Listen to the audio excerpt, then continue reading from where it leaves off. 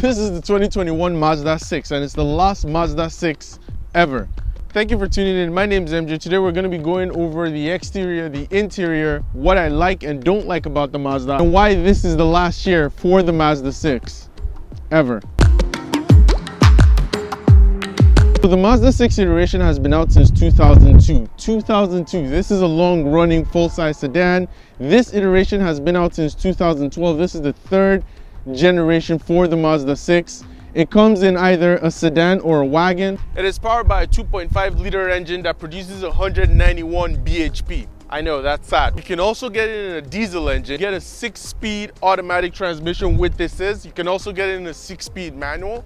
The body design is nice. I like it. It has a clean look with a very distinct face, which Mazda has used across their lineup for many years now. The interior is really a high point for this car. The word I describe it as is purposeful, clean, precise, direct. Nothing extreme or painful, nothing hard to figure out. Materials are very good all around. Nice leather on the seats and the dash, everywhere around. Very good quality. You've got all the tech you need, blind spot monitoring, lane keep assist, everything, even heated seats. It's chock full of technology here. Now, what I would have liked is for the infotainment system to be touch screen, but you get the swivel knob, which kind of compensates for everything. The gauge is clean, bright, and matches the rest of the cabin nicely. Another real disappointment with this car and the reality of driving it around is it's slow. It's 191 brake horsepower and it's really slow. Passing on the highway takes a minute. Sometimes you get the rev hang in sport mode. It takes time to shift through the gears. It is slow, but Mazda compensates for that with the clean, nice interior they've given with this very luxurious upscale leather.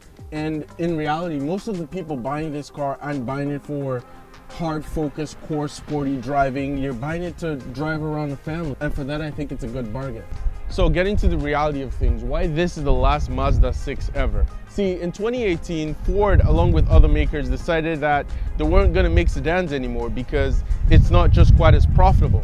And Mazda followed suit. They decided in 2021 they were going to end the line for the Mazda 6.